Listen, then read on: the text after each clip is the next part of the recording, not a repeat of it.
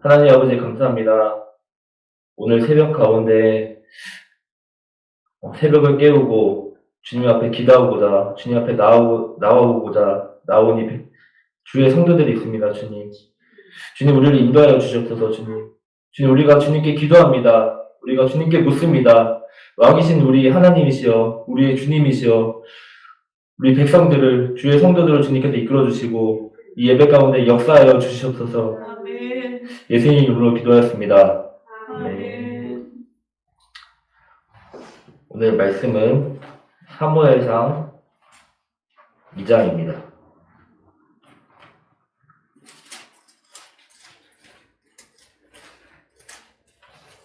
사무엘상 4장 2절에서 11절입니다. 사무엘상 4장 2절에서 11절입니다.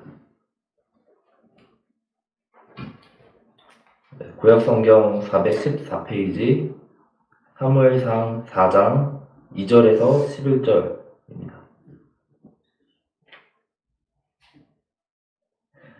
한 절씩 교독하도록 하겠습니다.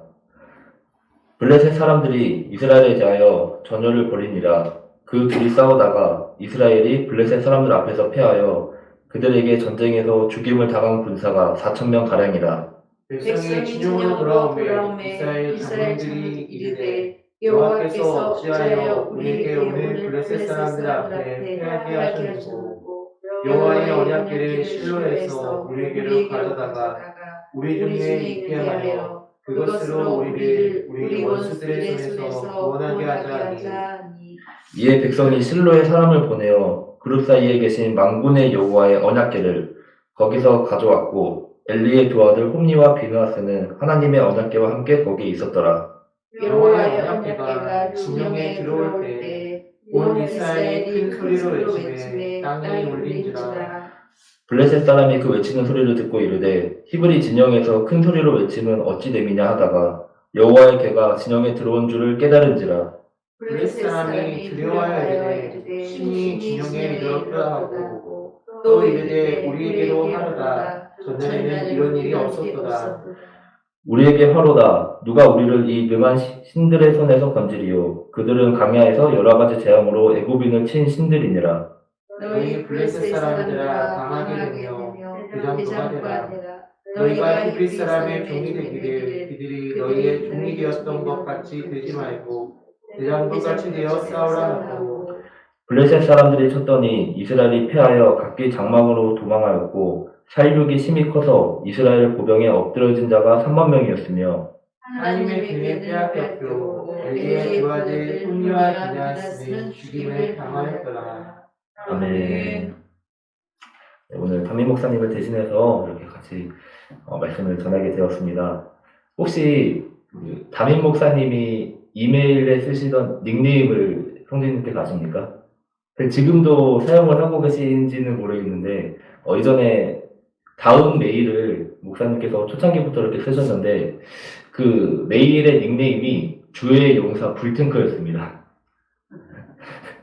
이제 그냥 용사도 아니고 용사인데 탱크, 그것도 불이 붙은 열정이 붙은 아주 그런 닉네임을 쓰셨던 게 제 머릿속에 이제 강렬하게 기억에 남습니다.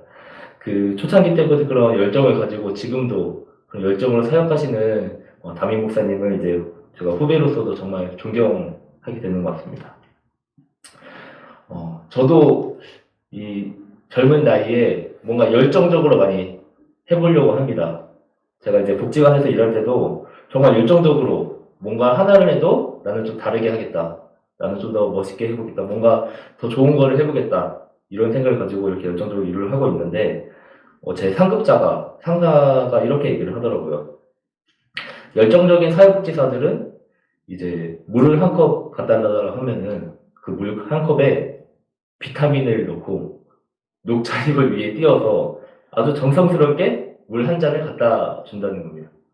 근데 정작 그 물을 달라고 했던 그 이용자는 그냥 목이 말라서 나에게 지금 시원한 물 한 컵만 갖다 줘. 이거였는데 사회복지사가 너무 열정적으로 이렇게 가져온 것은 그렇게 그냥 물이 아니라 이미 열정적으로 뭔가 준비하다가 미지근해진 물이라는 거죠. 그러니까 이 사람이 원하지 않는 것을 사회복지사가 열정적으로 뭔가를 막 담았다는 겁니다.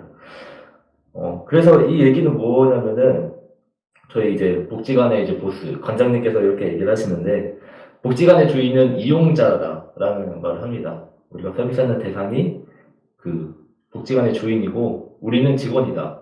그럼 직원은 주인의 말을 따라야 된다. 이런 말을 합니다. 단순히 열정만으로 되는 것이 아니라 그 열정이 맞아야 된다는 거죠. 직원으로서 주인의 뜻에 맞는 열정을 해야 된다는 것입니다.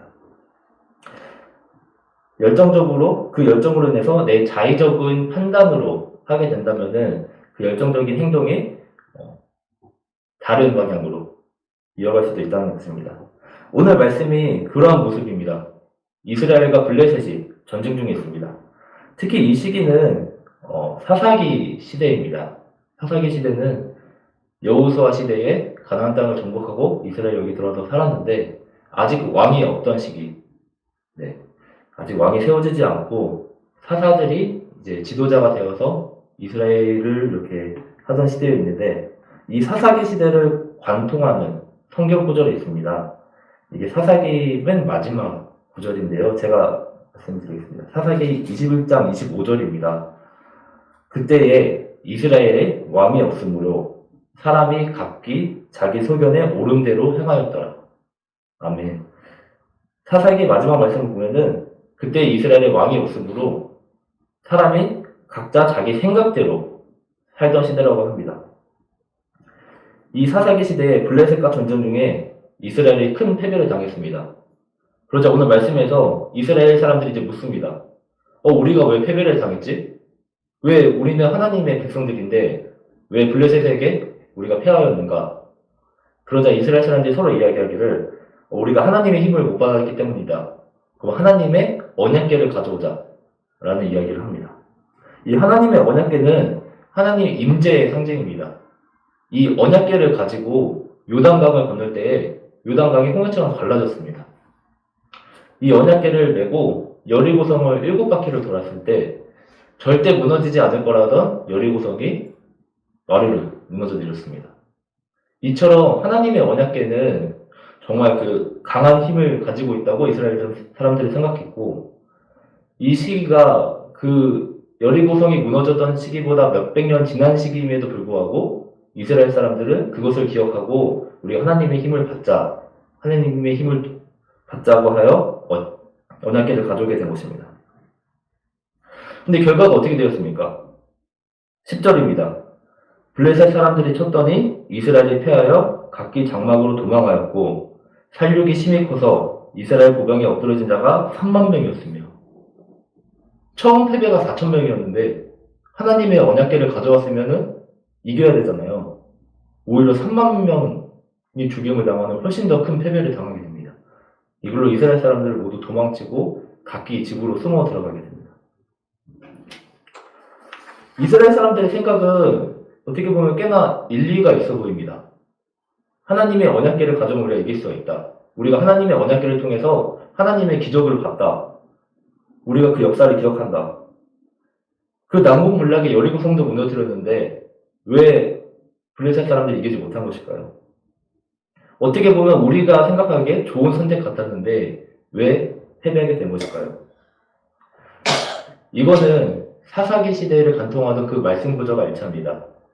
그때에 이스라엘 왕이 없으므로 사람들이 각기 자기 소견에 옳은 대로 행하였더라. 하나님께 묻지 않고 자기 소견대로 한 겁니다. 이스라엘의 왕이 왜 없습니까? 이렇게 보이는 실물적인 왕이 없다고 하더라도 이스라엘의 왕은 항상 하나님이었습니다. 왕이신 하나님을 왕으로 섬기지 않고 왕의 말을 따라야 되는데 자기들 생각에 옳은 대로 행동한 것입니다. 하나님께 구하지 않고 자기들 생각대로 행동했다는 것이죠. 이때에 왕이 없는 시대에 이스라엘 사람들이 어떤 모습이었냐 하면은 제사장이 있습니다. 제사장은 그 왕이신 하나님의 말을 백성들에게 전하는 그런 사람들이었습니다. 또한 백성들이 하나님께 나아갈 수 있도록 그 사이에 연결하는 예배를 주관하는, 제사를 주관하는 그런 제사장들이었습니다. 근데 이 제사장들의 행동이 어땠느냐? 앞에 사무엘상 2장 12절을 보시면 이 구절이 나옵니다. 12절입니다. 엘리의 아들들은 행실이 나빠 여호와를 알지 못하더라. 엘리가 이때의 제사장이었고 엘리의 아들들이 실질적으로 이제 제사를 주관하는 제사장들이었습니다. 엘리는 이미 나이가 너무 많아서 눈이 멀어 있었던 때이고 이제 아들들이 실제적으로 제사장이었는데 이 제사장들이 어땠느냐? 하나님께 바쳐야 될 제물을 자기들이 강탈을 하고 예배를 주관해야 될 제사장들이 예배를 제대로 드리지 않았던 시대입니다. 어떻게 보면 왕이신 하나님 그리고 왕의 어명을 전해야 되는 하나님의 말씀을 전해야 되는 신하 그 신하가 하나님을 알지 못하는 것입니다. 어떻게 제사장이 여호와를 알지 못하였더라 라는 말이 나오겠습니까? 왕의 말을 전해야 되는 신하가 왕이 누군지도 모르고 왕의 말씀이 뭔지도 모르고 그냥 자기가 이거 이렇게 해 왕이 된 것처럼 얘기를 하는 것입니다. 그 결과 이스라엘은 크게 패배하고 하나님의 언약궤를 적들에게 빼앗기는 그런 일이 벌어지게 됩니다. 오늘 이 말씀을 통해서 우리가 어떤 것을 우리 삶 속에 얻을 수 있을까요? 하나님께서 이 말씀을 통해서 전하십니다. 성도들의 주인이 누구냐? 성도들의 왕이 누구냐? 바로 하나님입니다. 그럼 우리 성도들은, 우리 백성들은, 하나님의 백성들은 왕께 물어야 합니다. 하나님께 여쭤봐야 됩니다. 어떻게 여쭤보면 될까요? 바로 기도하는 것입니다. 우리의 삶 속에서 어떤 선택을 내리게 될 때, 우리의 삶을 살아갈 때에 항상 하나님께 기도하고 왕이신 하나님, 우리의 주인 되신 하나님, 그 하나님의 뜻대로 살아가야 된다는 것입니다. 아멘. 오늘 기도하러 오신 우리 성도님께서는 왕이신 하나님의 충실한 백성들입니다. 오늘 하루를 시작할 때 왕이신 하나님께 의지하여 기도하러 나왔기 때문입니다.